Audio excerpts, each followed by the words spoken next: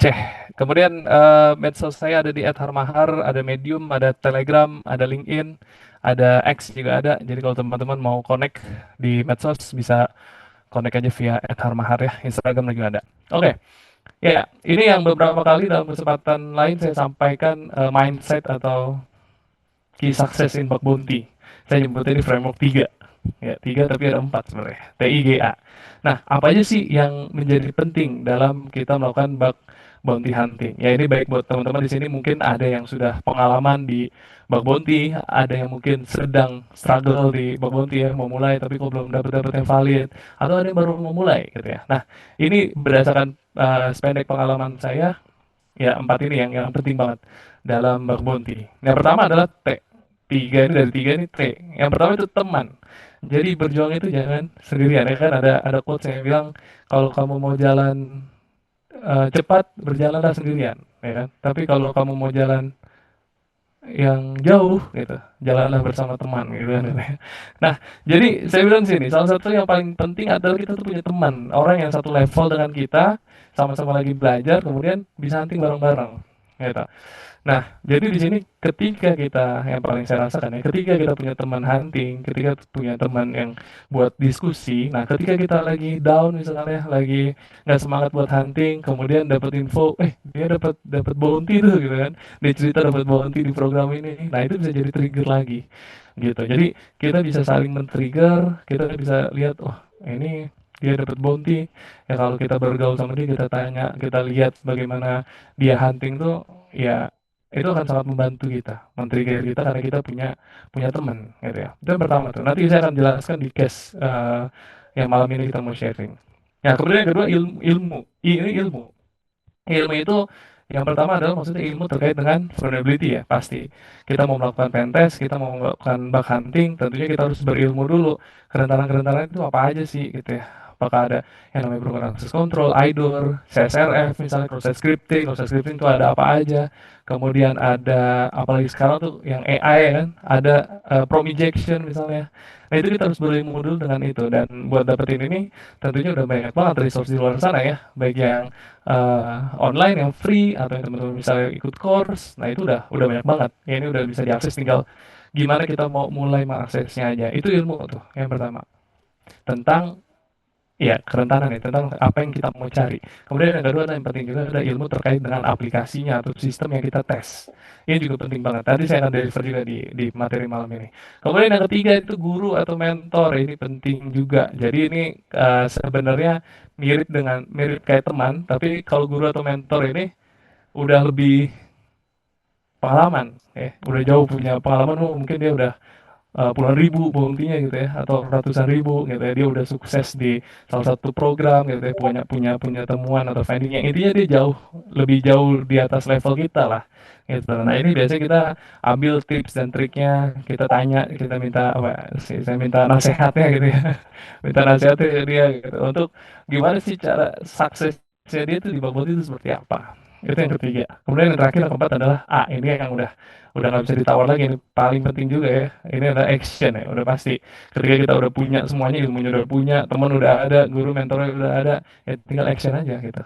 Istilah kata, kalau kita belajar berenang itu jangan belajar di kelas aja gimana bentuk gaya bebas, gimana gaya kupu-kupu gitu ya. Kalau nggak berenang ya nggak akan bisa gitu ya. Jadi kita harus nyemplung, harus basah. Nah ini action. Oke, ini framework ketiga yang saya rasa penting dan teman-teman perlu catat nih. Tiga ini, kalau teman-teman masih belum punya salah satunya, nah maka lengkapin. Nah, terus gimana berdasarkan pengalaman di program Orange Talk ini? Nah, awal mulanya di finding yang pertama nih teman-teman. Ini yang tadi saya cerita, pertama itu saya nemu stock process scripting ya. Waktu itu Oh alhamdulillah iya dapat man, halo $200, cuman saya Hilman. nggak bahas yang stock process scripting ini. Tumben Tapi man, intinya join pada man. saat itu saya tinggalkan program ini kurang lebih 4 bulan teman-teman. Empat Halo, bulan, jadi saya ternyata nggak deep dive, saya nggak mantul. ngetes aplikasi itu dalam. Di, Akhirnya ke-trigger man. lagi ketika teman saya menemukan sesuatu. Oi, Jadi dia ini menemukan nggak nyambung ada kali. dua Oh ya, kerentanan kayaknya mikir akses kali. kontrol. Yang ternyata saya sebenarnya nyari akses Oh, kontrol, mik. tapi saya nggak ketemu nih. Saya nggak nemu nih. Tetapi ternyata dia nemu. Nah, itulah yang men-trigger saya buat kembali lagi ke aplikasi ini. Nah, ini gimana sih kerentanannya yang ditemukan? Sesimpel apa? Sebenarnya ini simpel. Jadi dia broken access control pada export history atau metadata. Oke, kita langsung ini ya, kita langsung demokan, saya langsung demokan. Ini aplikasinya saya buat lokal, jadi teman-teman belum bisa untuk akses, tapi ya seenggaknya kita simak dulu aja malam hari ini karena konsepnya webinar, jadi tidak ada praktiknya buat teman-teman, saya nggak menyediakan. Nah, di sini kita akan pakai yang namanya Helium Core Expert ya. Jadi dia proxy tools sama kayak Burp Suite, sama kayak Kaido. Ya. Jujur aja saya udah lama nggak pakai Burp Suite. Jadi yang Oh akhir-akhir itu ini itu minggu si kemarin saya pakai Daniel man. Helium. Kemudian biasanya daily juga saya pakai Kaido. Nah, kurang lebih sama fungsinya dengan Dan Burp Suite ya. Tapi di sini kalau Helium Core dia punya tambahan Surface and apa Discovery. tuh? Ini ada untuk scanningnya. Cuman fitur-fiturnya kurang lebih sama gitu ya. Lalu Nah, berarti habis ini ngapain man? buatan ini ya, anak Indonesia Tadi nih ya. habis ngezoom Buatan katanya. Cyber Habis Army nih makan. teman-teman. Nah, jadi di sini kalau kita lihat saya bikin dulu Cyber workspace-nya. Jadi security kita mulai dosennya dari siapa? awal. Ini kalau teman-teman punya project baru buat ngepentest atau target baru, kita Oh bikin aja namanya workspace-nya. ini Misalnya di sini saya bilang yang lomba ya orange talk, lomba ya. kemudian kita select workspace-nya. Oh gue Oke, kira di tuh. sini ya udah ya. Orange talk, kemudian ada TV story masih kosong. Emang itu lomba man? Kemudian langsung aja kita akses ke aplikasinya ya. Bukannya ini doang, cuma Kita belajar lihat doang. saya taruh di Firefox. Nah, ya ini adalah si orange talk-nya. Bentar, ini udah login. Oh, Ya, jadi ini adalah aplikasi yang saya buat. Ini adalah simulasi lah dari aplikasi yang asli gitu ya. Kurang lebih ya ini versi simpelnya lah. Jadi dia ada aplikasi push to talk for the modern enterprise. Nah, cuman yang kita pentest atau lingkup dari bug bounty-nya adalah di dashboard-nya ya, di dashboard-nya. Oke. Nah, kemudian di sini seperti biasa kalau saya melakukan bug hunting pasti kita login dulu ya. Jadi waktu itu Greybox, jadi kita dikasih satu staging environment gitu teman-teman, per per orang kita bisa sign up, kemudian kita punya network sendiri gitu ya, punya halaman login sendiri yang di dalamnya itu kita bisa manage sendiri. Nah, di sini kita login dulu sebagai admin 123. Kemudian nah kita lihat di dalamnya itu ada dashboard, kemudian ada user untuk manage user, ada channel, kemudian ada text, ada history, ada digest, dan juga ada fitur search ya. Kurang lebih seperti ini di dalamnya. Nah, biasanya ketika bertemu dengan aplikasi yang seperti ini, konteksnya dia punya admin, kemudian ada user-user dengan role yang lain. Nah, maka yang saya lakukan selanjutnya adalah saya coba login dengan user-user tersebut, teman-teman ya. Jadi contoh misalnya di sini saya login, ini kan ada tiga nih role ya. Ada super admin, ada program manager, ada user juga ya, ada user. Nah, di sini saya coba login ya. Saya coba login dengan akun yang lain. Nah, ini pakai Fox. Jadi buat buka new tab baru, tapi dia em, apa ya? Istilahnya dia kontainer baru gitu ya. Jadi kita tetap pakai Firefox, tapi di sesi yang berbeda gitu. Jadi kita nggak perlu pakai browser yang beda ya untuk login sebagai user yang lain.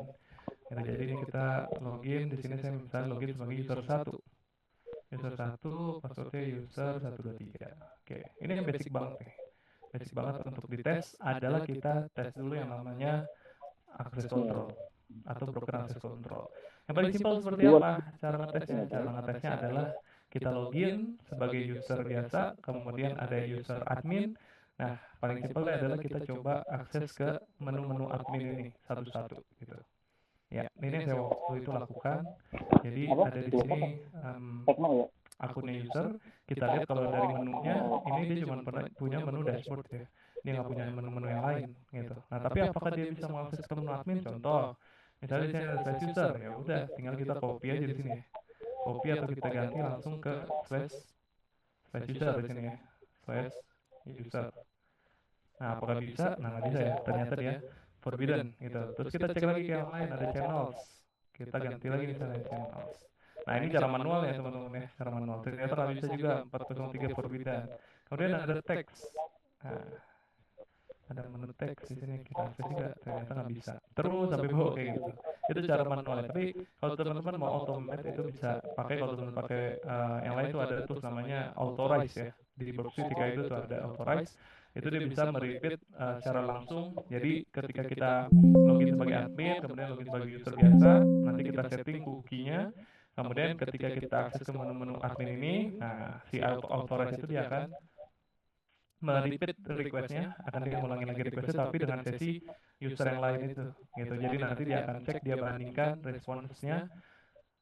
Kalau responsnya sama, maka dia akan bilang kalau ini kemungkinan ini kita bisa akses nih ke menu itu gitu ya. Tapi malam ini nggak saya bahas untuk authorize, nanti mungkin saya rencana ada bikin video di YouTube ya untuk authorize, nanti kalau udah rilis teman-teman bisa cek di channel saya. Nah, oke. Nah, tapi kalau kita akses tadi, ini nggak bisa nih tadi ya. Secara menu-menunya tuh nggak bisa. Nah, cuman waktu itu teman saya itu menemukan ternyata kalau kita melakukan testing access control, jangan hanya tes di halaman utamanya. Maksudnya yang tadi kan kita cuma ngetes misalnya teks, kemudian slash channel, slash user gitu ya. Nah, contoh di sini ada menu admin, itu ada history.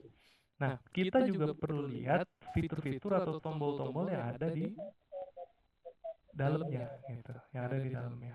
Oke, kalau kita lihat di sini ada fitur history, kemudian misalnya di sini ada tombol export metadata ya. Nah, kalau kita hover, ini teman-teman lihat di pojok kiri bawah, itu ternyata dia akan mengarah ke slash background task, kemudian export download ya. Kalau kita klik, maka dia akan mendownload metadatanya. Ya, seperti itu ya. Nah, ketika kita lihat ada fitur atau tombol di dalam menu yang seperti ini, maka kita coba juga, teman-teman ya. Kita coba juga, kalau di sini ya simpel aja, kita copy link, kemudian kita akses di sessionnya si user tadi. Ini kan user biasa ya. Nah, coba kita copy paste di sini, kemudian kita enter. Nah, ternyata dia bisa ke-download juga tuh metadatanya. Isinya sama nih ya. Size-nya kita lihat tuh teman-teman sama-sama 3,4 KB ya, 3,4 KB. Nah, ternyata di sini isinya adalah data-data user ya. Ada username, email, sama ada role-nya.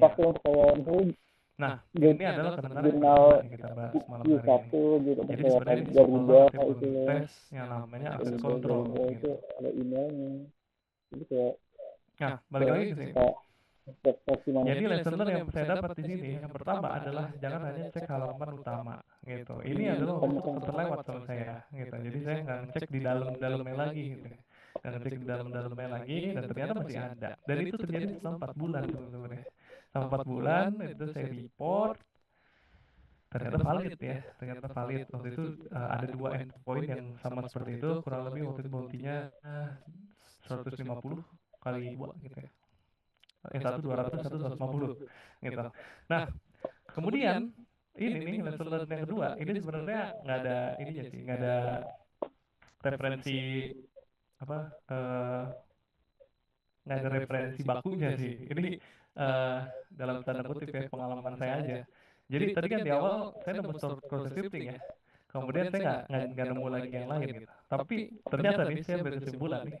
Jadi kalau di aplikasi itu masih ada proses scripting, maka bug-bug yang lain tuh masih ada di sana. Vulnerability yang lain tuh masih ada gitu.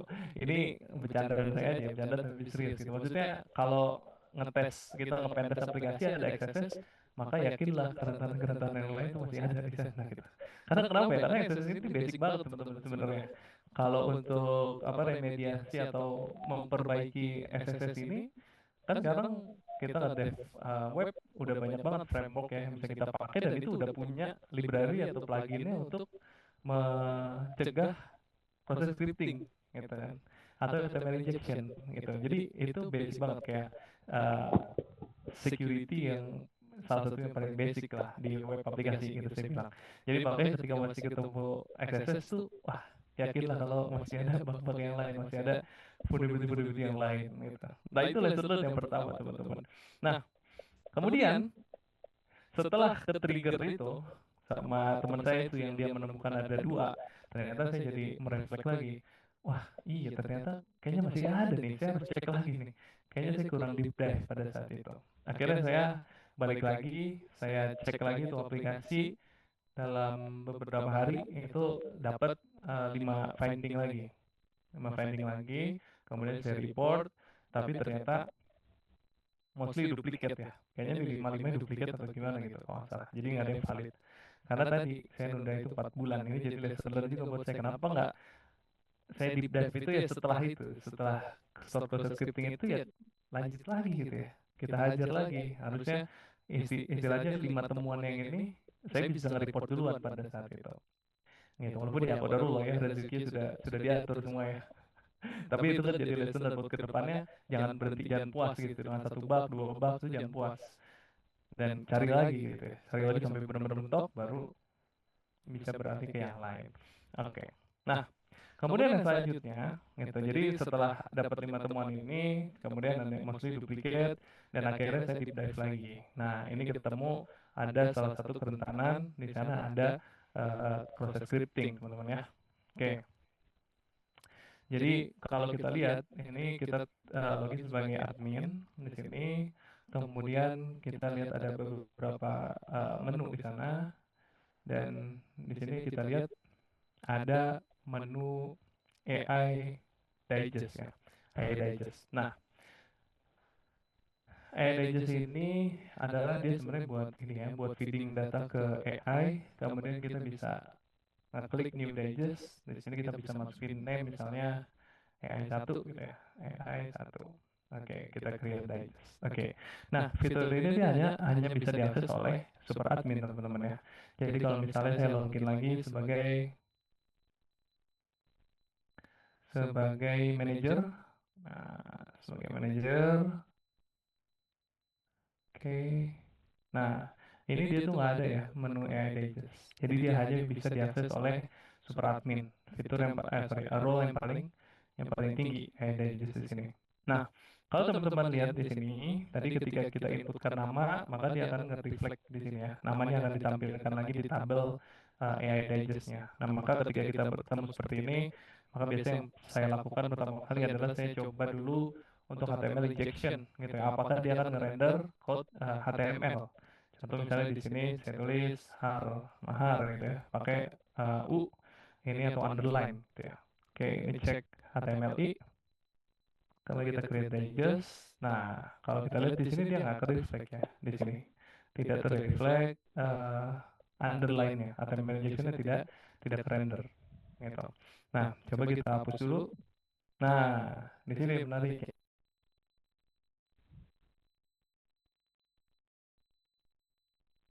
Di tampilan list AI digest-nya di namanya itu ternyata dia nggak render, tapi ada tombol untuk delete si digest-nya ini gitu. Ada tombol ini, kemudian ketika delete ada pop up yang muncul untuk dia konfirmasi apakah benar kamu mau mendelete digest ini yang namanya adalah Harmahar. Nah, ini udah ke render HTML-nya ya. Karena HTML ke render di sini ada underline ya teman-teman ya, ada underline. Kalau kita lihat di uh, Helium ini misalnya kita lihat ya. Nah, di sini kan banyak ya request-request yang ke lain nih, yang out of scope, maksudnya kayak Mozilla ini kan yang emang otomatis. Nah, ini biar requestnya bersih, biasanya saya add to scope teman-teman. Klik kanan, kemudian kita add to scope, kita masukin jadi in scope ya. In scope orange.localhost.com. Nah, maka nanti akan nambah di scope. Jadi yang muncul di HTTP story nanti hanya yang berkaitan dengan si orange talk tadi, orange.localhost.com. Oke, coba kita tambahin lagi ya, ada kita tambahin di sini misalnya tes. Nah, kita tes lagi. Nah, jadi kalau ketika create itu di sini dia akan ngirim requestnya post ke API V1 digest. Oke, ya. Coba kita send to repeater. Sekarang setelah tadi biasanya ketika kita udah berhasil ketemu ada HTML injection ya, di sini HTML injection. Biasanya HTML injection itu kalau di bug bounty itu severity-nya low paling. Severity low karena dia cuma bisa ngubah tampilan aja, nggak bisa ngapa-ngapain lagi gitu. Nah, makanya ketika ketemu HTML injection kita perlu untuk coba lagi yang lebih advance lagi ya. Kita coba dengan proses scripting teman-teman ya. Nah, di sini misalnya kita coba bikin lagi di misalnya kita masukin image, SFC, X on error, alert, dan tiga. Oke, ini bisa nggak ya? Coba ya kita repeat. Jadi ini kurang lebih sama lah ya penggunaannya. Konten, tes, tes. Oke, ya kita buat. Ini tadi kita send request, kemudian kita cek di sini masuk atau enggak. Ya masuk ya. Image SFC X on error alert ini uh, script untuk proses scripting yang basic. Jadi di antara ya selain yang script gitu ya, script alert script gitu ya. Nah ini biasanya favorit saya pakai image SFC ini. Oke, kalau kita misalnya delete, nah dia akan muncul pop up ya teman-teman. Nah ketika muncul pop up di sini atau ini pop up alert, maka ini dia eh, valid bahwa dia rentan terhadap proses scripting. Ya, gitu. Nah, kira-kira ini jenisnya apa nih teman-teman? Proses scripting ini? Apakah reflected, apakah store, ataukah DOM? Kira-kira apa nih?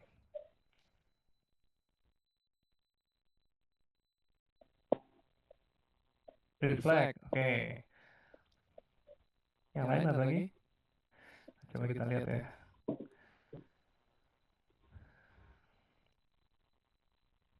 Get digest, get post, nih post, post, post. Ya.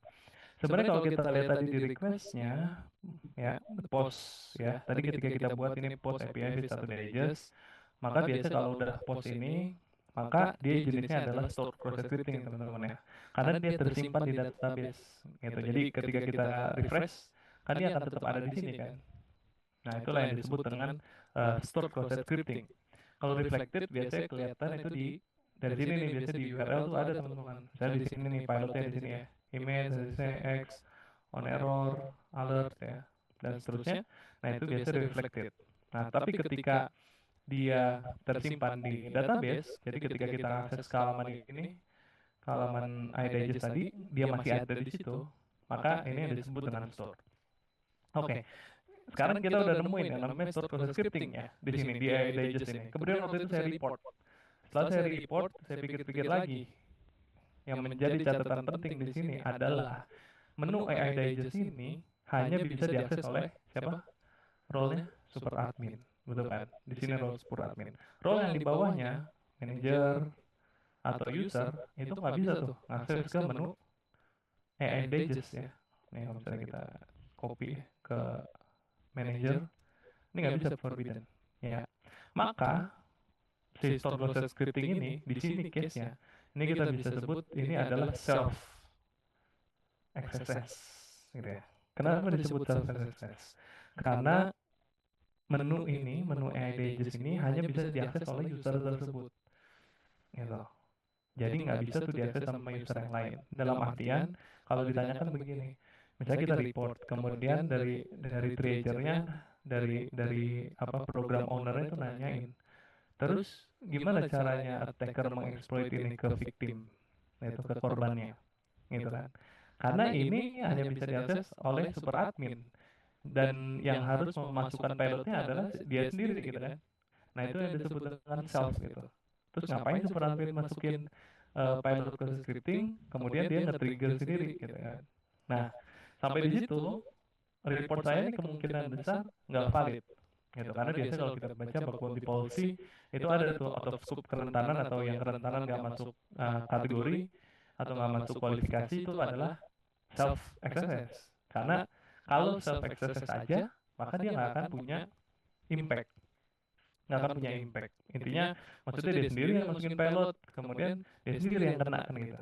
Buat apa kan gitu. Nah, sampai di situ ketika udah di report akhirnya saya pikir-pikir lagi, kemudian saya kenal sama salah seorang hacker dari Nepal, teman-teman. Dari Nepal.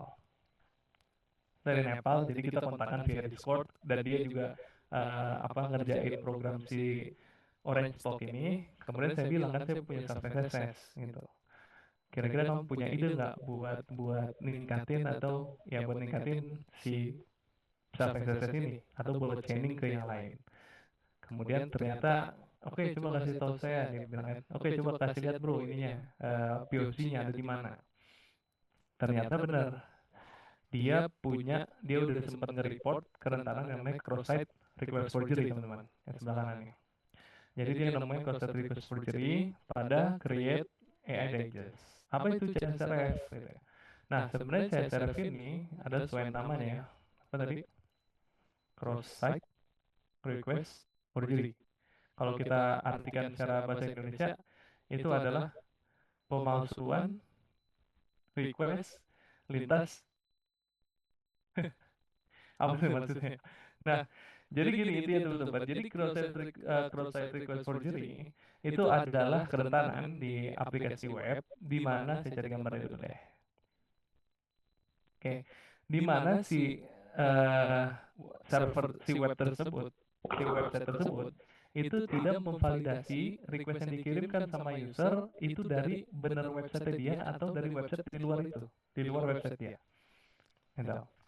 Jadi di sini cross-site request forgery adalah attacker bisa membuat sebuah halaman HTML biasanya yang ketika user mengakses ke situ, maka si HTML ini akan mengirimkan request ke web yang rentan tadi. Contoh di sini misalnya, victim login ke bank account. Jadi ini misalnya, let's say ini adalah aplikasi internet banking. Nah, kemudian si korban ini kan dia dapat apa token ya, validation token. Oke, nah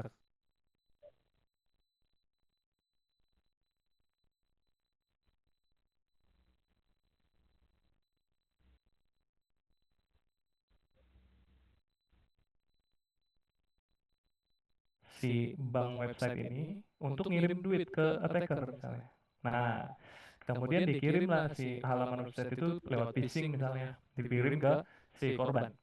Ketika korban ngeklik halaman itu secara tampilan dia lihat itu nggak ada normal aja websitenya, tapi ternyata di back end dia ngirim ngirim request ke bank websitenya, kemudian si bank website ini mengirimkan uang ya dari akunnya si victim, dari rekeningnya si victim dikirimlah ke si hacker gitu. Jadi secara nggak sadar. Nah, ini yang disebut dengan cross-site request forgery. Jadi request itu dikirimkan dari site atau dari situs atau dari web yang berbeda. Oke. Nah, itu juga yang ditemukan di fitur AI Digest ini. Jadi ternyata kalau kita lihat ketika kita buat digest tadi ada di post API v1 digest ini request yang dikirimkan itu hanya name kemudian konten. Biasanya kalau yang sudah diproteksi dari CSRF, biasanya itu dia punya ada X CSRF token kayak gitu. Jadi ada token tambahan untuk memvalidasi kalau memang request ini adalah request yang valid dari site tersebut. Gitu. Tapi di sini nggak ada. Nah, kemudian gimana cara untuk POC-nya? Gimana cara kita mem-POC kalau dia beneran rentan terhadap CSRF? Oke, ini kita bisa copy request-nya. Saya ganti dulu nih. Misalnya di sini name tes CSRF, ya. Tes CSRF. Oke. Nah, biasanya kita buat ada file HTML-nya. Nah, teman-teman bisa pakai ada CSRF generator online atau ya kalau sekarang bisa dibikinin sama AI ya. Tinggal bikin aja sama AI. Contoh di sini CSRF Sharp. Jadi kita kirim aja si request seperti apa. Nah, dia bikinin form dalam bentuk HTML-nya teman-teman ya. Nih, dalam bentuk HTML ini seperti ini. Jadi ketika si form ini diakses ya, maka kita lihat ya. Di sini misalnya saya pakai VS Code. Sorry. Nah, oke, kita bikin dulu misalnya new file. Saya kasih nama poc.html. Oke, kita paste di sini. Oke, jadi dia akan mengirimkan post request. Nah, metode post actionnya ke halaman websitenya. Oke, kemudian di sini dia akan submit request. Nah, dengan konten itu value-nya tes CSRF. Kemudian name-nya juga tes CSRF gitu ya. Nah, oke, ini dua yang dikirim. Tadi kan sesuai dengan body request-nya ya, teman-teman ya. Sesuai dengan body request-nya, memang dia ngirim tuh ada dua parameter name sama konten. Oke. Nah, terus gimana kalau udah seperti itu? Di sini kita save, kemudian coba saya hosting. Oke, di port 550. 5500. Nah, oke, ini halaman kalau POC. Jadi gini. Nah, kita login sebagai si admin, kita buka di sesinya si admin. Tadi kan sesi admin di sini ya, di tab yang ini. Kemudian kita bikin new tab. Nah, contoh misalnya admin tadi ternyata terkena dikirimin ya phishing misalnya sama si attacker, kemudian dia nggak klik akses ke poc.html. Oke, di sini normal ya, normal. Nah, kita lihat dulu edges di sini ada saya hapus dulu deh semuanya. Ini saya hapus dulu ya, bentar ya. Kita hapus, kita hapus, kita hapus. Oke, ya kosong ya di sini. Nah, ketika si attacker ini ngakses, ini kan di website yang lain contohnya. Sorry, ini korbannya si admin lagi login di Orange Talk, kemudian dia buka halaman ini, kemudian di sini contohnya dia ngeklik ya submit request. Oke, coba kita lihat, ntar ada error di sini. Ada errornya di mana? Kita lihat dulu di remote server.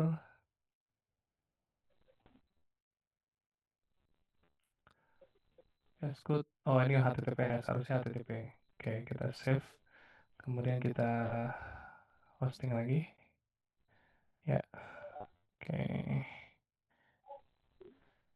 Ya, kita refresh dulu. Nah, oke, kita submit request. Oke, continue. Nah, ternyata dia tiba-tiba akan langsung nambahin new edges tadi. Nah, ini yang disebut dengan CSRF. Jadi, secara nggak sadar si admin itu dia melakukan ya apa yang ada, request yang ada di HTML tadi.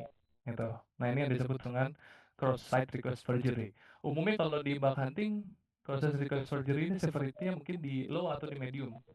Tergantung dengan fitur yang rentan itu seberapa sensitif. Nah, CSRF ini akan punya severity yang tinggi, misalnya dia ketemu ada di fitur ubah password misalnya. Nah, ada fitur ubah password ketika CSRF, ya kan, dikirim CSRF, kemudian CSRF akan otomatis ganti password. Nah, maka itu dia biasanya severity-nya akan tinggi ya, akan high atau akan critical. Itu karena dia bisa akun take over gitu. Nah, tapi kalau di ke dalam konteks ini maka nih kemungkinan medium teman-teman di sini ya. Kemungkinan medium atau low gitu. Nah, jadi kita udah ketemu di cross scripting di edges ini ada dua tuh kerentanan. Yang pertama adalah cross scripting store, kemudian yang kedua adalah CSRF gitu. Nah, permasalahan nih kata tadi self access ini hanya bisa edges ini hanya bisa diakses sama super admin gitu.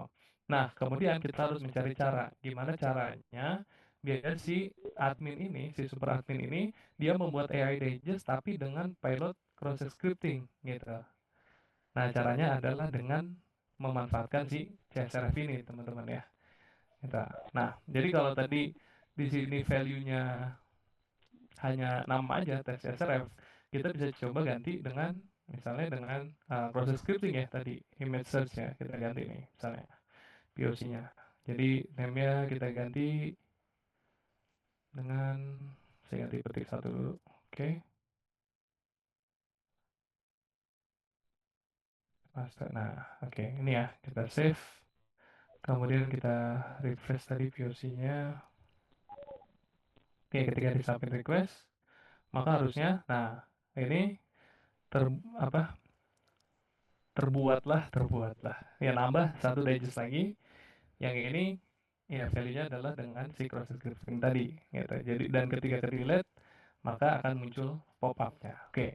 Jadi yang tadinya adalah self SSS dengan memanfaatkan CSRF yang di chaining dengan CSRF, maka ini udah nggak jadi CSRF, sudah tidak menjadi self SSS. Gitu. Karena kita bisa mentrik si admin untuk membuat pages dengan pilot proses scripting, ya kan? Oke, udah ketemu tuh, udah nyambung tuh self SSS saya yang tadinya mungkin ini nggak akan valid, tapi ada kemungkinan akan valid. Nah, oke, jadi saya sepakat tuh sama teman saya dari Nepal si Ambus namanya. Oke, kita kita apa chaining ini. CSRF-mu dengan self saya kita chaining. Kemudian kita mau impact yang paling maksimal. Apa impact yang paling maksimal? Adalah di sini kita mau take over akunnya si admin. Nah, gimana caranya? Oke, kita lihat lagi. Jadi ketika itu si Ambus tuh kita lihat lagi saya sama Ambus itu kita ngecek lagi aplikasi kira-kira apa yang bisa kita pakai untuk privilege escalation atau kita ngambil ngambil alih akun si admin. Oke, kalau kita lihat di sini saya pakai akunnya si Workgroup Manager. Nah, kita lihat di menu-menu yang ada di sini. Menu-menu di sini ada contoh salah satu user, teman-teman. Manage user. Nah, di manage user ini kira-kira apa yang bisa kita manfaatkan untuk akun takeover? Coba di chat. Apa fitur yang mana yang bisa kita manfaatkan untuk mengambil alih akun admin?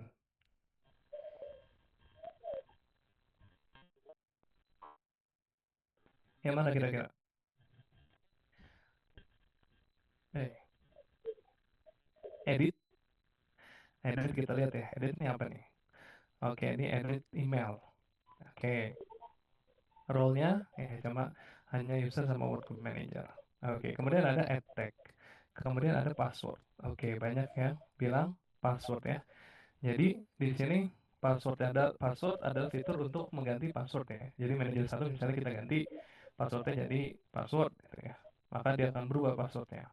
Oke, sip. Maka ini kemungkinan kita bisa eh, mengambil alih akun ya dari admin kalau kita bisa mengganti passwordnya si admin. Nah, sementara di sini, betul. Sementara di sini, password admin tuh nggak bisa diganti sama workgroup manager, ya kan? Nggak bisa nih. Dia nggak enable ininya, menunya. Dan kalau misalnya kita cek secara backend-nya juga, nah ini juga salah satu yang teman-teman perlu cek ya. Jangan pernah percaya dengan tampilan UI. Jadi ketika di UI-nya itu nggak bisa, teman-teman harus cek di backend-nya. Bisa nggak dia kalau kita ngirim requestnya langsung? Jadi gimana caranya? Caranya adalah kita jalani dulu kan request yang validnya, kita jalanin misalnya manajer satu, kita ganti passwordnya, change password. Nah, kemudian kita lihat di Heliumnya ya. Requestnya tadi mana? Ini orange localhost, dia post request ke slash user slash password. Oke. Nah, sekarang kita send to repeater, kita coba ya. Tadi misalnya kita kan manajer satu yang kita ganti. Maka sekarang kita coba. Kalau di UI-nya di front end-nya passwordnya si admin nggak bisa kita ganti, tapi bisa nggak kalau misalnya kita ganti di sini ya? Langsung kita ganti aja name-nya jadi si admin. Kemudian passwordnya ganti password. Kita coba ya. Kalau bisa berarti udah ketemu nih akun takeover-nya. Nah, ternyata di sini nggak bisa teman-teman ya. Ternyata nggak bisa. Jadi ternyata dia udah melakukan pengecekan juga secara secara back end ya. Udah di udah dicek. Kalau manajer itu nggak bisa ganti password super admin, yang bisa ganti ya hanya super admin sendiri. Kalau kita lihat di sini ya 403 forbidden, kemudian insufficient privilege nggak cocok. Oke, maka berarti yang hanya yang bisa mengganti passwordnya adalah si admin itu sendiri. Ya, oke. Jadi idenya adalah kita mau bikin gimana caranya si admin mengganti password ya passwordnya dia sendiri dengan dengan sebuah password yang kita udah setting, yang kita sudah atur passwordnya harusnya ini gitu. Gimana caranya? Ya tentunya tadi kita memanfaatkan si cross scripting ya teman-teman. Betul. Jadi kita chaining si start cross scripting dengan CSRF tadi. Nah, jadi ketika CSRF ini udah di klik sama super admin, dia akan bikin AI digest dengan pilot. Kalau di sini kan hanya memunculkan alert. Nah, nanti kita bikin pilotnya ini adalah untuk mengubah passwordnya dia sendiri. Gitu. Bisa dengan seperti itu? Bisa. Karena JavaScript ini memang sebenarnya bisa digunakan untuk melakukan apapun di website. Gitu. Jadi untuk mengirim request, untuk ngambil ngambil ngambil data istilahnya itu possible dilakukan gitu ya. Kalau memang tidak ada proteksi-proteksi tambahan. Nah, contoh di sini gimana caranya kita meleverage itu ya, meleverage atau kita meningkatkan si proses scriptingnya agar dia mengganti password ya, bisa mengganti password. Oke, jadi sebenarnya konteksnya sama nih sama yang tadi dengan si requestnya ini kita buat dalam bentuk JavaScript teman-teman. Nah di sini saya udah buat. Tentunya kalau zaman sekarang ya nggak apa-apa ya kita nggak bisa ngoding karena kita udah bisa dibantuin AI semua ya buat ngoding itu ya teman-teman. Nah ini saya udah dibikin ini. Di sini kita udah bikin eh, request ganti passwordnya tadi nih yang awalnya ini ya dalam bentuknya ini post request kemudian dibuat dalam bentuk .js teman-teman. Nah saya namakan di sini pilot.js. apa sih isinya Pilot.js ini? Jadi dia ada yang pertama konstan apa di sini variabel new password, teman-teman. Nah, saya ganti misalnya di sini new passwordnya jadi hack 123. Target usernya admin. Oke, jadi ya sesimpel ketika JavaScript ini di load, maka dia akan mengirimkan request ke slash user slash password dengan ya mengubah passwordnya admin menjadi hack 123. Apakah akan berhasil? Ya, karena nanti requestnya akan dikirimkan oleh akun admin itu sendiri, maka seharusnya bisa bisa berubah gitu ya teman-teman. Kemudian gimana cara kita masukkan ini agar dia bisa di load di pilotnya, di pilot si JavaScript-nya. Nah, kita bisa masukkan saja. Nah, di sini udah ada nih script-nya. Saya pakai image src teman-teman ya. Sebentar, kita copy dulu sampai mana. Oke, nah kita edit lagi POC-nya yang tadinya value-nya atau pilotnya yang kita mau tambahin hanya simple menampilkan alert karena kita bikin intinya adalah dia akan image search. Jadi image search ini dia akan mengambil gambar source-nya di X ya. Ini emang sengaja kita bikin kayak gini. Nah, biar dia muncul error. Nah, kemudian lanjutnya adalah on error. On error nih maksudnya adalah ketika terjadi error ya, maka bikin variabel baru namanya S, yaitu adalah isinya adalah script. Ini 39 ini apa kurung buka kurung tutup script kemudian src. Nah, maksudnya adalah sumber dari scriptnya yang perlu di load ada di sini nih. Saya bikin di sini localhost.com di port 8000. Nah, pilot.js. Jadi, ketika ini di load, nanti ketika ke trigger, maka dia akan memanggil pilot.js. Dan dia akan mengeksekusi request untuk mengubah password ini, teman-teman ya. Begitu kurang lebih idenya. Ya. Oke, ini coba dulu ya kita save. Kemudian pilot.js juga kita save. Ini ingat ya tadi passwordnya jadi hack 123. Oke, nah kemudian kita hosting si poc.html-nya ini. Oke, kita balik lagi ke akunnya admin. Nah, ini balik lagi ke poc.html. Nah, kalau kita lihat di sini ada dua ini kita dilihat dulu deh biar nggak rancu. Oke, ya cuma satu. Kita lihat. Jadi gini deh nanti kalau di real world skenario-nya gitu ya, si attacker itu mengirimkan phishing ke admin tadi ya, ke admin. Kemudian admin, let's say, oke dia ngeklik gitu ya. Kemudian dia akses ke halaman POC HTML ini, kemudian dia submit request. Nah, sebenarnya submit request ini bisa dibikin otomatis juga, jadi nggak si korbannya itu nggak perlu ngeklik kayak gini bisa. Tapi ini biar biar bisa jelas aja teman-teman. Nah, ketika di submit request, tentunya dia akan membuat AI digest baru dengan pilot yang tadi ya. Oke, ini pilotnya udah masuk nih. Oke. Nah itu kan tanpa sadar ya, si adminnya nggak sadar, lah kok ID digest-nya nambah. Nah ketika ngelihat yang seperti ini, maka kemungkinan besar dia akan ngeklik action untuk delete tadi. Oke. Nah sementara di sini ketika di load nanti dia akan ngambil ke localhost.com di port 8000. Nah ini saya hosting dulu, saya nyalain dulu tadi pilot.js-nya. Di sini udah ada nih pilot.js ya, pilot.js-nya ada di sini.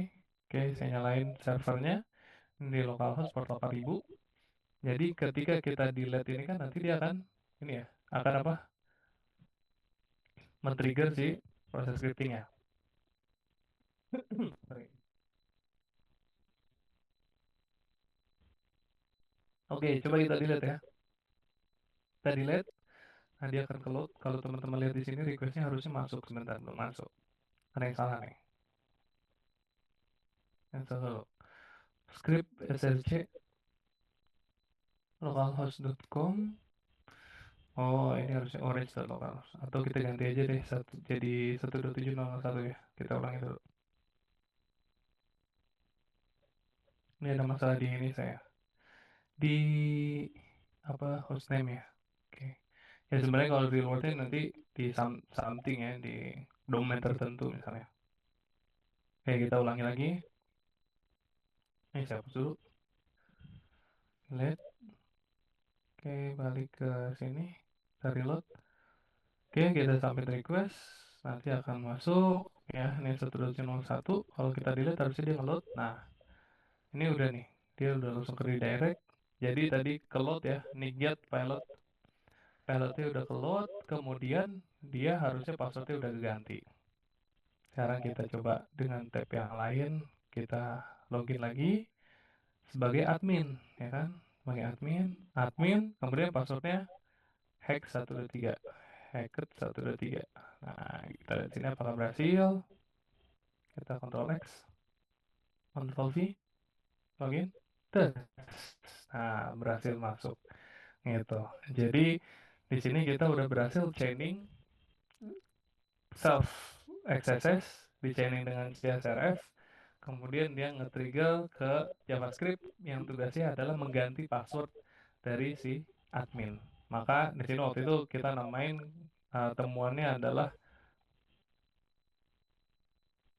akun takeover, one click akun takeover via stored process scripting chaining with CSRF gitu lah. Kalau kurang lebih judulnya seperti itulah. Nah, jadi di sini soft stored SSS kita chaining CSRF untuk create AI digest yang pakai XSS pilot, di mana XSS pilotnya ini adalah ketika di load dia akan mengganti password dari si admin.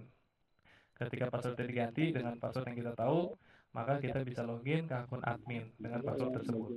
Nah, kita report lah itu, kita chaining, dan yang tadinya self XSS saya dari nggak valid gitu ya. Kemudian CSRF ini biasanya medium, kemudian ketika dikombinasikan jadilah CVSS-nya, CVSS yang finalnya itu ada di high teman-teman. Waktu itu. Jadi harusnya dia dapat 200 kalau yang CSRF doang. Kemudian karena di combine, karena di chaining, jadi Bounty waktu itu kurang lebih 600 ya, $600. Saya 40%, dia 60% gitu. 40-60 ya, jadi 240. Kemudian dia dapat 360 gitu teman. Ya, kalau lebih seperti itu tuh teman-teman. Cuman yang mau saya deliver di sini adalah kalau kita bicara bug bounty, khususnya ya, ketika teman-teman menemukan sebuah kerentanan yang mungkin dia low atau dia medium, maka coba explore lebih lagi, cari celahnya di aplikasi tersebut, mungkin fitur-fitur yang lain yang kira-kira bisa di chaining dengan kerentanan tersebut sehingga impact-nya bisa tinggi. Gitu. Jadi kalau ketemu XSS coba di chaining, kalau ketemu CSRF coba di chaining sampai misalnya ke sini akun takeover sehingga bisa meningkatkan severity-nya sehingga meningkatkan bounty-nya juga teman-teman ya. Gitu. Nah, ini finding yang selanjutnya tadi. Nah, setelah ketemu ini, jadi setelah ketemu chaining ini, kemudian saya agak mentok tuh, agak mentok, apalagi ya yang mau kita cari ya. Akhirnya saya teringat nih salah satu nasihat dari mentor. Nah, ini mentor tadi kan TIGA tuh ya, teman ilmu, guru atau mentor kemudian action. Nah, waktu itu nih salah seorang mentor saya, guru saya, ini beliau udah inilah ranking top lah di HackerOne ya, teman-teman ya. Mungkin teman-teman udah pernah dengar namanya Mas Rahmat. AMR ininya apa profil picture itu AMR gitu sebulan sabit gitu. Nah, ini beliau waktu itu pernah sharing, jadi dalam satu momen saya ikut sharingnya beliau, terus beliau cerita gitu ya kalau beliau itu uh, ranking satu di bug bounty-nya LinkedIn, teman-teman. Ya kan? LinkedIn, saya rasa kita main semua nih LinkedIn. Nah, dia tuh hunting di LinkedIn dan ranking satu. Maksudnya paling banyak. Entah udah berapa puluh ribu kali dia dapat dari situ atau sudah ratusan ribu, nggak tahu deh. Nah, tapi banyak gitu ya. Nah, waktu itu dia pernah bilang, jadi dia cerita, kenapa bisa seperti itu ya? Jadi ikhtiar yang dia lakukan adalah setiap hari dia buka LinkedIn, kemudian dia baca semua dokumentasi. Ini penting nih, read the manual atau read the documentation. Jadi dia paham itu benar-benar di LinkedIn itu ternyata bukan cuman ada role kita doang nih, role apa? Ya role user biasa. Tapi ada role untuk recruiter. Kemudian ada lagi uh, jenis subscription-nya, ada yang untuk enterprise atau apa gitu ya, atau untuk recruiter. Jadi itu ternyata bertingkat-tingkat. Bertingkat-tingkat, akhirnya dia deep dive ke sana, dia baca documentationnya, kemudian akhirnya dia nemu fitur-fitur yang emang gak pernah kesentuh sama orang lain, sama hunter-hunter yang lain. Akhirnya ya dia nemu lagi idol, dia nemu lagi broker access control gitu ya, sampai akhirnya dia bisa ranking satu tuh di LinkedIn gitu. Jadi dia juga cerita, saya tuh follow ini konten-konten kreator yang dia tuh fokus bahas terkait LinkedIn. Nah, tahu nggak kenapa fungsinya? Atau fungsinya buat apa gitu ya? Ternyata konten-konten kreator ini atau yang media sosial ini biasanya lebih cepat update terkait dengan fitur-fitur baru yang ada di LinkedIn gitu. Fitur-fitur baru yang ada di LinkedIn atau ya di aplikasi yang lain gitu ya. Nah, kenapa seperti itu? Karena ketika ada fitur yang baru, ada update di aplikasinya, maka kemungkinan aplikasi itu punya kerentanan itu di situ gitu. Jadi ketika ada fitur baru, ini adalah target baru istilahnya. Nah, kemungkinan rentan tuh di situ. Bisa jadi ketika di up ke production ternyata belum di pentest sebelumnya gitu. Nah, itu yang sering dilakukan dan itu dilakukan terus-menerus. Ada fitur baru, nah dia langsung ngetes lagi. Gitu. Jadi orang pertama yang ngetes. Ternyata rentan di report ya karena dia orang pertama yang ngetes itu akhirnya valid dapat bounty kayak gitu. Nah, saya teringat ini, jadi baca documentation, jadi ketika mentok apalagi mau dites ya, kayak udah kayaknya udah nggak ada yang dites deh, ternyata kita bisa lagi ngetes yang lain. Saya ketemu, akhirnya saya baca documentation ya teman-teman, di sini di si Orange Stock ini ternyata dia punya ada halaman documentation ya. Jadi waktu itu oke lah, coba saya pahami, saya teringat ini kan, saya pahami si documentation ya.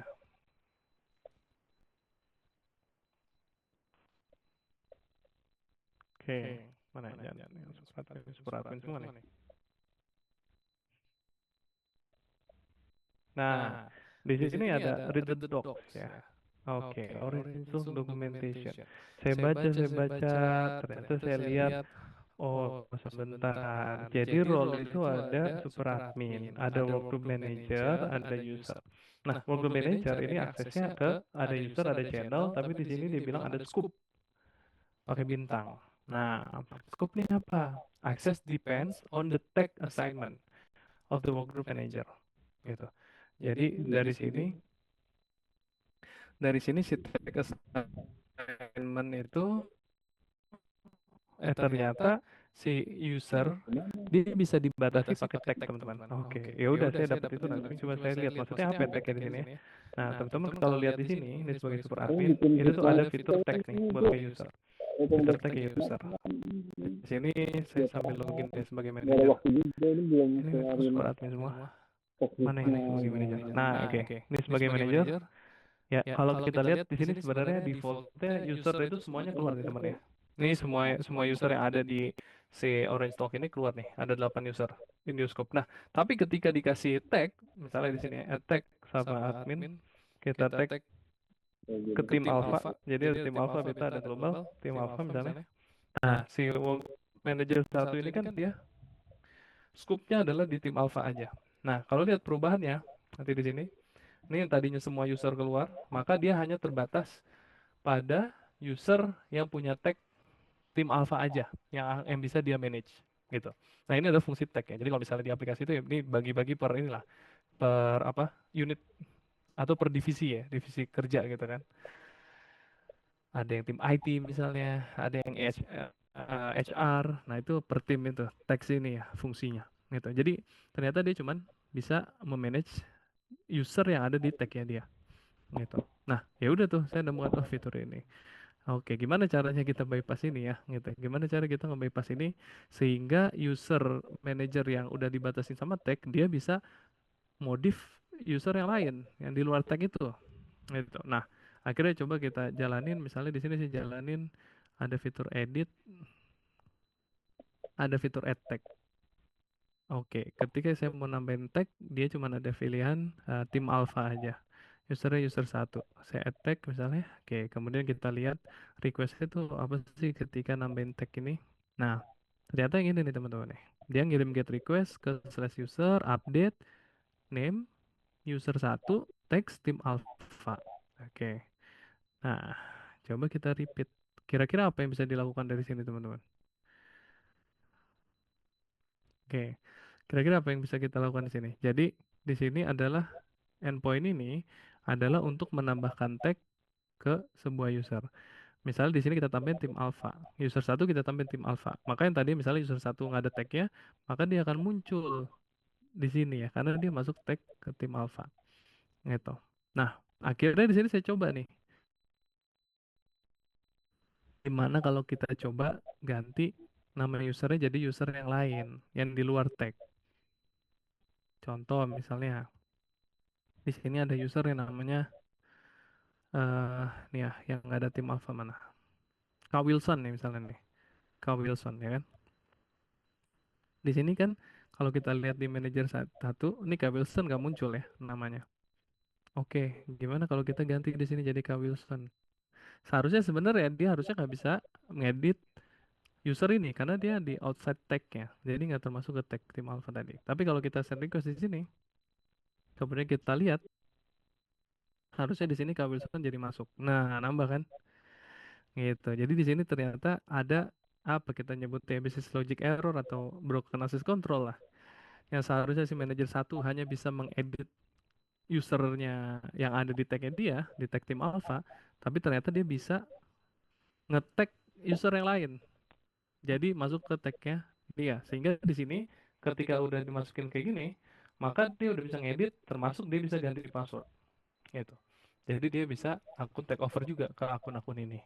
Oke nih finding nih. Tadi setelah baca itu kan, akhirnya oh ini finding nih. Berarti fitur tagnya nggak berfungsi dong kalau kayak gini gitu ya. Dia ternyata bisa apa lintas tag gitu ya. Nah, akhirnya saya report kan. Akhirnya saya report, nggak lama mereka nanyain, oke, iya benar, ini reportnya apa valid nih, kerentanannya valid. Tapi satu pertanyaannya, gimana caranya kamu bisa tahu username yang mau kamu kasih tag gitu kan? Karena kan itu di luar ini ya, di luar apa akunnya dia, di luar tagnya dia. Jadi let's say ada attacker, dia dapat login sebagai manajer satu. Kemudian, nah ini kan dia cuma bisa lihat user yang ada di tagnya dia. Terus gimana tadi dia tahunya kalau ada user namanya Kak Wilson itu? Kalau tadi kan kita nyontek dari admin kan, gitu ya, nyontek dari admin.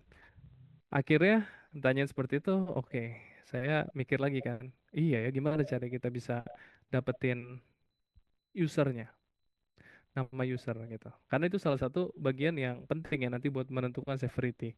Jadi ketika ada parameter yang harus ditebak sama attacker, itu biasanya nanti severity bisa bisa turun lagi. Gitu. Tapi kalau misalnya dia bisa dapat list of usernya, maka itu uh, akan lebih tinggi severity-nya. Oke, akhirnya saya cari-cari fiturnya sana sini dan ternyata kalau kita perhatikan di export di user ini ada fitur export CSV ya. Nah, di sini seharusnya yang bisa diekspor ini user ini yang bisa diekspor adalah hanya yang di dalam tag ya, tapi ternyata di sini juga ada kerentanan, di sini juga ada miskonfigurasi ketika manajer yang tag alpha ini dia mengekspor user, ternyata yang keluar itu bukan hanya user yang ada di tag alpha, tapi ternyata yang tampil di sini adalah semua semua user teman-teman. Nah di sini muncul nih emang ada 8 kan, ada admin, manajer satu, manajer dua, user satu, user dua, user tiga, Jasmine, Kak Wilson. Gitu. Nah ini kalau misalnya ada usernya ada 100, tapi di tag dia misalnya cuma 10.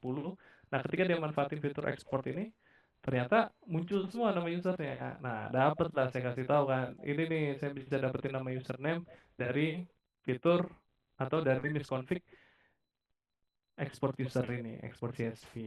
Begitu. Dan ternyata alhamdulillah akhirnya dinilai valid. Waktu itu severity medium gitu ya. Karena sebenarnya sih saya menilai ini harusnya high. Cuma sekarang saya lagi banding atau akan diterima atau nggak ya sama mereka. Gitu teman-teman tuh. Jadi dengan baca dokumentasi itu kita bisa deep dive lagi ke dalam aplikasinya. Kemudian sesuatu yang sebelumnya kita nggak ketemu atau kita nggak ngecek ke sana ternyata bisa ditemukan di sana gitu ya. Oke. Jadi kalau review lagi teman dan ilmu dan guru dan action tadi, teman ini tadi yang pertama dia bantu saya nge-trigger buat saya balik lagi ke aplikasi ini. Yang tadi itu yang setelah saya tinggal 4 bulan gitu, kemudian saya balik lagi itu karena di-trigger temuannya dia gitu, findingnya dia. Kemudian yang kedua teman yang dari Nepal si Ambush itu dia yang collab dengan saya sehingga severity itu bisa naik. Yang tadi yang medium atau low bisa naik jadi high gitu. Kemudian ilmu kita memahami ternyata yang tech based access control itu kalau kita pelajarin ini dari dokumentasi, kita bisa deep dive lagi ke aplikasinya, kita nemu lagi something yang bisa kita cek Kemudian mentor itu tadi yang ngasih tahu jangan lupa baca dokumentasi gitu kan. Dan juga action pasti kita deep dive. Jadi waktu itu sebulan itu hampir setiap hari saya buka aplikasi ini dan ya alhamdulillah nih kalau boleh promosi nih kan saya pakai Mac. Itu waktu itu beli juga dari Bank Monti, tapi niatnya ya memang buat investasi gitu ya. Investasi biar saya bisa lebih sering hunting. Emang ya jujur ini enak banget sih pakai pakai ini ya, pakai Mac ya. Kalau Mac user itu tahu pasti.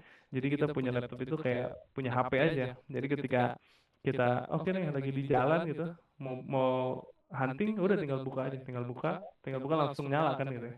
Langsung nyala, terus kalau misalnya udah selesai, udah tinggal tutup lagi, kita masukin ke tas, kita jalan lagi sedikit, nanti ada waktu lagi kita buka lagi. Nah itu yang waktu itu saya lakukan. Jadi tiap hari itu buka buka Kaido pada saat itu ya. Kita buka Kaido, kita tes lagi, dapat ide, langsung tes lagi, dapat ide, tes lagi sampai akhirnya alhamdulillah dapat ya sekitar 27 report yang waktu itu yang di dalam 1 bulan pada saat itu.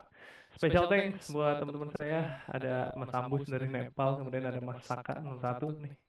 Menurut saya kemudian mentor saya nih Mas AMR underscore ID. Oke. Mungkin itu teman-teman, oke kelewatan udah 1 jam nih ternyata. Niatnya tadi 40 menit. Kalau ada yang mau ditanyakan, silakan kita coba diskusi. Ada yang ya baik terkait materi ataupun ada yang di luar itu, kami silakan. Oke, coba saya baca. Gimana, Mas Fikar? Saya baca chat langsung atau gimana? Ya, boleh di chat atau open mic juga boleh. Oke. Ada yang mau nanya langsung? Boleh resen? Silakan kalau ada yang mau nanya langsung. Saya minum dulu. Ini pakai muk yang dari Cyber Army kelihatan nggak sih? Oke, Cyber Academy. Yoi, belakangnya Red Team. Oke. Ada yang mau tanya? Wah, Mas AMR mentor saya juga itu katanya. Sungkem. Iya emang. Mas AMR ini dari Jember teman-teman ya. Mas ada DC nggak buat cari teman? DC di Discord yang khususnya ya? Ada. Nanti chat aja ke Telegram saya deh di @harmahar ya. Karena kalau Discord agak beda ini username-nya. Tips dan triknya Mas, cara dapetin guru dan mentor. Oke, ini pertanyaan dari Mas Yogi ya. Gimana cara dapetin guru dan mentor? Oke. Eh, kalau saya jalurnya ini nemu guru sama mentor sebenarnya ada beberapa yang saya jadikan mentor saya. Itu ya memang awalnya biasanya saya ikut course atau saya dapat pelatihan gitu. Jadi pertama kali itu saya belajar Pentes sekitar 6 tahun yang lalu. Waktu itu masuk kantor, kemudian kita dapat pelatihan, salah satu pelatihan basic Pentes. Nah, itu saya baru pertama kali kenal Pentes tuh di situ. Diajarin cara pakai kali, cara brute force. Kemudian di tengah-tengah itu mentor saya itu sambil cerita dia juga bug hunting gitu, ya. Pernah dapat sekian ribu gitu ya. Wah, langsung semangat tuh ya. Nah, akhirnya ketemu dari situ lah. Ketemu dari situ, kemudian ketika kalau teman-teman udah ketemu nih, udah ketemu someone yang emang dia sharing ke teman-teman entah dalam event apa, entah dalam kesempatan apa, ya keep in touch dengan mereka gitu. Keep in touch dengan mereka. Menurut saya dengan beliau itu ada mentor saya yang pertama kali saya ngajarin saya apa Pentes ini, ya sampai sekarang alhamdulillah masih masih terus kontak-kontakan gitu. Jadi awal-awal tuh jadi gini cara kerjanya. Ketika saya paham oh Pentes ada bug bounty, itu kan di pelatihan, kemudian di luar pelatihan saya explore sendiri. Saya explore sendiri. Nah, ketika ada something yang saya bingung, baru saya tanya ke beliau itu. Saya tanya, Mas, ini sarannya gimana ya kalau saya mau mulai bug hunting? Saya harusnya gimana nih? Gitu. Ada referensi yang bisa saya baca nggak? Kayak gitu. Jadi pertanyaan-pertanyaan kayak gitu. Kemudian misalnya lebih ke study case atau pengalaman ya teman-teman kalau mau nanya. Jadi kalau pertanyaan-pertanyaan yang basic-basic yang kayak apa pengertian gitu jangan ditanya lagi ya gitu. Jadi ngobrol dulu sama AI, tapi kalau ketemu mentor itu ya tanya-tanya pengalamannya dia, tanya kendala yang teman-teman hadapin. Mas, kok saya nge-report ini ya ternyata malah out of scope, salahnya di mana ya gitu. Kayak gitu ya. Jadi lebih real case dan pengalaman itu bisa seperti itu teman-teman ya. Jadi tips dan triknya itu sih, mas saya sih. Alhamdulillah. Jadi itu alami aja tuh teman-teman yang bisa ikut cari beberapa komunitas ya, baik itu yang online ataupun yang offline. Ada gathering, ada acara offline di mana ya datang gitu. Kemudian cari ngobrol sama speakernya, sama pembicaranya, kemudian minta kontaknya dan seterusnya gitu. Atau ada beberapa course ya kayak ini saya berani kan mau ada course web application pentest, teman-teman ikut dari situ belajar sama yang sama instrukturnya, kemudian keep in touch dengan mereka-mereka itu. gitu ya. Oke. Ada lagi yang mau ditanyakan? Apakah CSRF selalu perlu phishing? Oke, dari Mas Gerin ya. Bagaimana kalau target phishing tidak tekan link? Apakah serangan ini bisa dilakukan? Lalu cara mencari tahu yang punya akses super admin siapa, mengingat perlu phishing. Oke, bagus nih pertanyaannya ya. Nah, apakah CSRF selalu perlu phishing? Ya, CSRF itu memang pendekatannya adalah si korban harus mengakses page yang kita udah setting. Memang itu caranya seperti itu, CSRF. Nah, kemudian ya sebenarnya phishing ini kalau dalam konteks yang tadi ya Orange Stock ini phishingnya bisa dilakukan kalau kita kan tahunya phishing mungkin dari email gitu. Nah, tapi di sini phishing bisa dilakukan dengan gini. Jadi balik lagi ke konteksnya Orange Stock. Jadi si Orange Stock itu adalah aplikasi buat komunikasi. Jadi ada channel-channel. Nah, kemudian kita bisa lihat ada user apa aja sih di sana gitu. Nah, ternyata memang user ini kalau user admin ya namanya admin gitu. Misalnya kayak gitu. Dan kita bisa ngechat ke admin. Bisa ngechat ke admin ini via aplikasi mobile lah gitu ya. Kita bisa ngechat ke admin. Nah, jadi salah satu attack vectornya, attacker itu misalnya dia punya akun sebagai user, kemudian dia mau kirim tadi ya, CSRF ke atau dia mau kirim phishing ke admin itu nggak harus lewat email tapi lewat channel itu. Lewat channel itu atau dia langsung kontak ke akunnya si admin. Gitu. Baru serangan ini bisa bisa berhasil. Gitu teman-teman. Nah, lalu cara mencari tahu yang punya akses super admin siapa, mengingat perlu phishing. Nah, ini emang sebenarnya banyak ya ininya, banyak apa caranya dan mungkin akan berhasil dan mungkin juga tidak gitu. Nah, kalau di Orange Talk tadi ada kayak fitur itu tadi kan ada miskonfig di fitur export usernya gitu. Fitur export user. Yang tadi yang seharusnya dia cuma nampilin user yang ada di tagnya dia ternyata nampilin semua. Salah satu di sini misalnya admin. Nah, kemudian ada role-nya. Nah, dari situ kita bisa tahu, oh si admin ini username-nya admin. Nah, email juga kita dapatkan di sini, admin orangetalk.io. Oh, dia adalah super admin. Misalnya ada super admin yang lain, ada misalnya namanya John, gitu ya. John at orangetalk.io. Nah, itu kan bisa jadi target juga.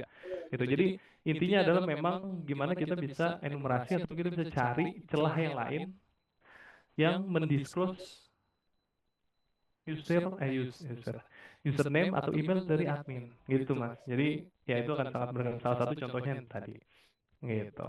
Makanya CSRF ini tadi balik lagi CSRF ini memang severity-nya biasanya di medium atau di low karena kita perlu phishing gitu ya. Kalau kita cek di ini kan apa CVSS teman-teman ya.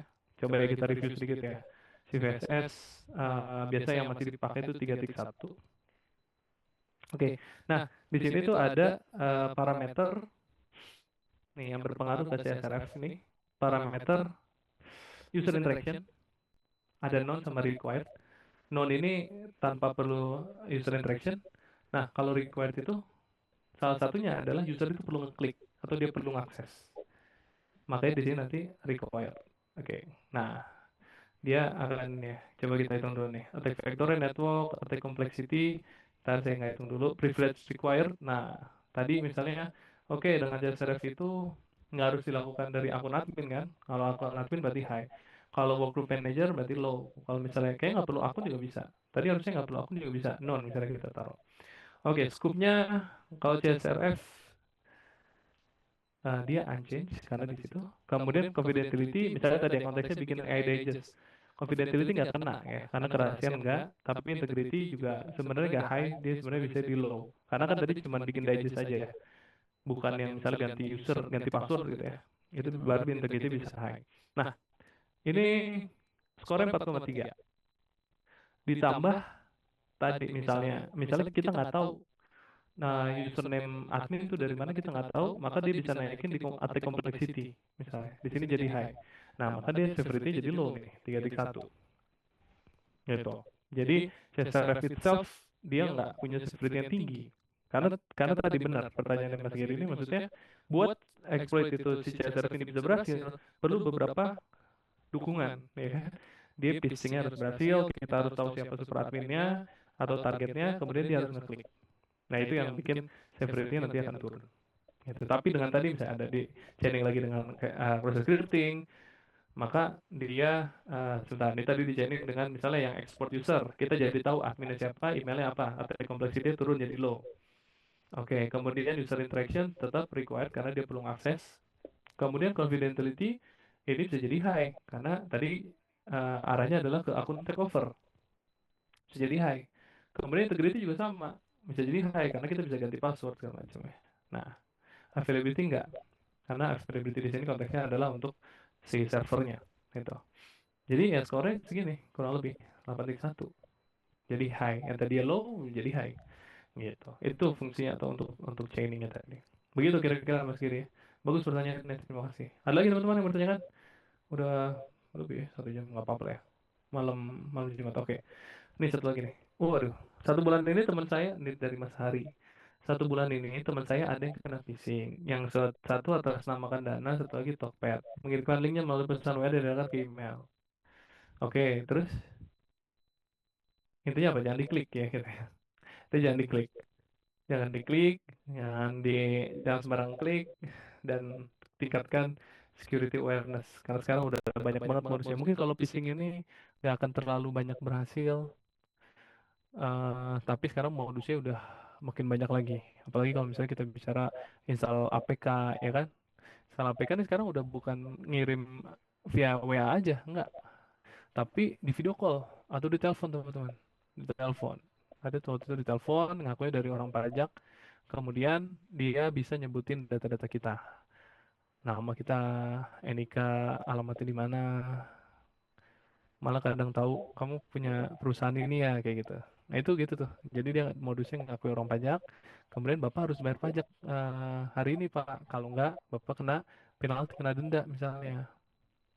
Iya, kayak gitu. Atau yang undangan tadi atau yang paket segala macam. Tapi ya modusnya biar kita berhasil nginstal itu ya gitu tadi di telepon, kemudian dia bisa nyebutin data-data kita. Karena ya bener sih, sorry to say aja, memang kondisinya saat ini data-data kita sudah tersebar di mana-mana gitu ya.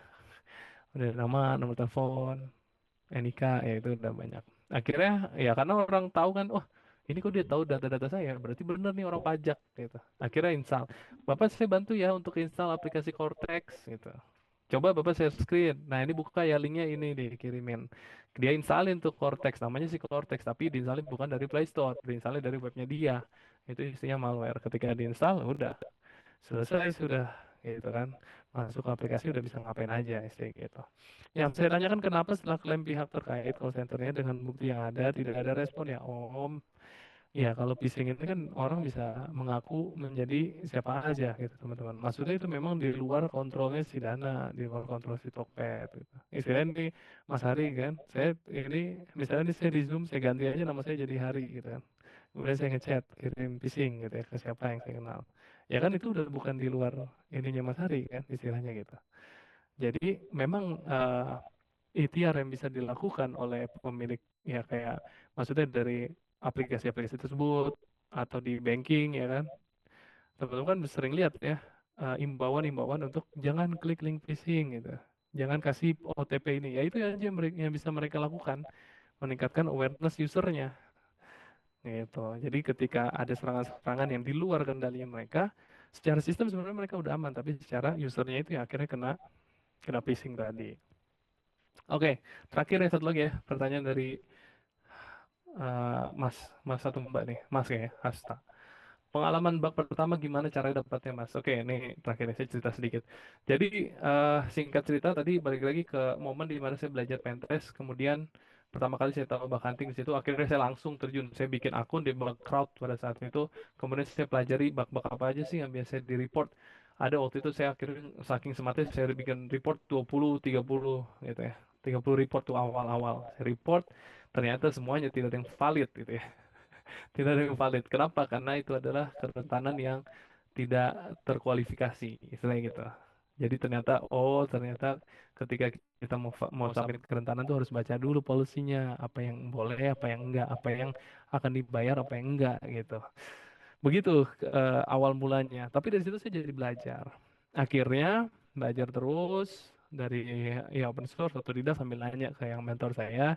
Akhirnya waktu itu ketemu sebuah program, kemudian dia programnya targetnya wide scope, jadi semua subdomainnya bisa kita hunting, bisa kita cari di sana. Kemudian ketemu sebuah website dengan dia cuman halaman login aja. Kemudian pada saat itu saya pakai tools namanya Arjun, teman-teman. Namanya Arjun, dia untuk mencari hidden parameter. Buat mencari, ya kok lagu. Arjun, GitHub. Nah, ini namanya nih dari Samdev. Dia untuk mencari hidden parameter. Jadi saya jalanin Arjun ke halaman website itu, kemudian ketemulah ada satu parameter yang hidden. Saya tambahin parameter. Jadi let's say di sini misalnya kitab.com Samdev Arjun, kemudian ketemu parameter key. Ya udah nih ketemu kayak gitu. Ya udah terus saya tambahin gini di belakangnya. Image src x on error alert set set. Nah, ketika di enter muncullah itu pop up alert. Wah, itu senang banget pada saat itu. Akhirnya saya report. Alhamdulillah waktu itu jadi reflected cross site scripting dengan bug apa? Sorry, waktu itu bounty-nya sekitar $250. Waktu itu pertama kali ketika pertama kali dolar itu nyentuh 16.000. Ya, itu bug pertama saya. Kurang lebih 3 bulan dari awal pertama kali saya belajar bug hunting. Ya, tapi teman-teman pasti punya petnya masing-masing, punya jalurnya masing-masing, punya rezeki masing-masing. Bisa jadi akan lebih cepat, bisa jadi akan lebih lama gitu. Tapi yang penting kita terus terus berproses gitu. Mungkin itu cerita sedikit. Ya, mungkin itu dulu kali ya, teman-teman semua. Mas Fikar, terima kasih banyak atas waktunya. Mohon maaf mungkin pertanyaan-pertanyaan yang belum terjawab. Mungkin semoga bisa kita komunikasi lagi di lain waktu, lain kesempatan. Terima kasih banyak teman-teman yang udah join malam hari ini. Semoga yang singkat ini bisa bermanfaat buat teman-teman semua dan semoga kita juga bisa ketemu lagi di lain kesempatan, di lain waktu. Saya doakan semoga teman-teman sukses dalam hal apapun yang sedang teman-teman kerjakan. Misalnya ada yang lagi belajar bug hunting, baik yang udah mulai, yang sedang mulai atau yang mau mulai. Semoga bisa ketemu orang yang tepat, bisa ketemu teman yang tepat, bisa ketemu mentor yang tepat, bisa ketemu pet yang tepat, dan juga teman-teman bisa ya, ikut meramaikan perbak bontian ini dan sama-sama kita cari gajian dari USD ya, teman. Oke, makasih banyak ya teman-teman. Semoga sehat selalu. Eh, Selamat istirahat. Sampai ketemu lagi di lain waktu. Saya tutup. Assalamualaikum warahmatullahi wabarakatuh.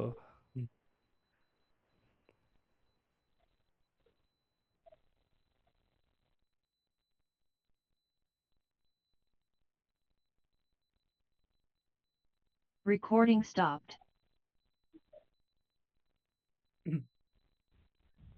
Oke, terima kasih semuanya. Jangan lupa